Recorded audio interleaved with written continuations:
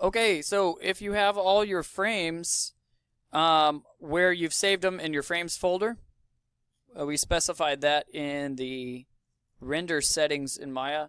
You should have um, all your frames in here, all the way down to the last frame in your animation. I have 1 through 200. Each one of these you could open up as a picture. But they don't do much for us if they're just stills. So you guys are going to open a program called Processing, and it's actually a programming language. We have it installed on there. It should be on your desktop with a P shape, and I think it's a blue rectangle is the icon. Processing is the name.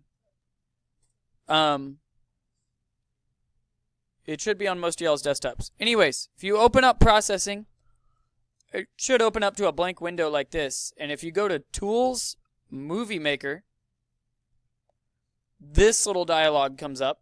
And you got to satisfy each one of these. So on the folder with the images, we're going to choose a folder. So the Choose button. We're going to go to our U drive and choose our Frames folder, because that's where all of the images are stored that we're going to make a movie out of. Now, a normal frame rate for a cinema movie is 24 frames per second, okay? That's going to change in the future. You know, we see TV shows and movies done at 60 frames per second now for smoother playback. Even YouTube has it sometimes. Anyways, we're doing 24 because that's pretty standard. We're also going to check this box that says same size as originals. So we're not going to change the size of each one of these images while we make a movie. Next thing is to hit Create Movie. We don't have a sound file, so don't worry about that part. Create Movie. It's going to ask you, where do you want to save this? I'm going to save mine on my U drive, and you'll need to give it a name. Mine is named Movie Trash 1, because I know this is junk, because I saw my last frame and I can't see my text, so I have to re-render this.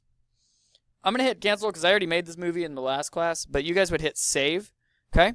And after you hit Save, it'll load for probably about 2 to 3 minutes. After that, you'll be left with a QuickTime movie file on your U drive, and you can double click that.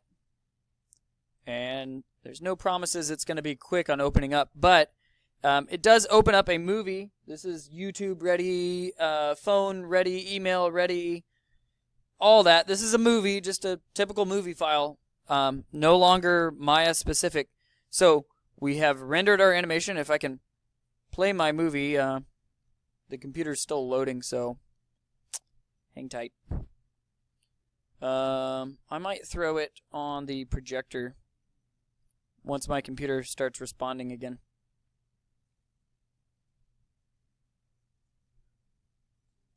So you can see my animation moving around, all the chrome reflections and whatnot. Can you guys see that on y'all's, or is it choppy? Well, you guys can't even see my screen. I'll put it on the projector.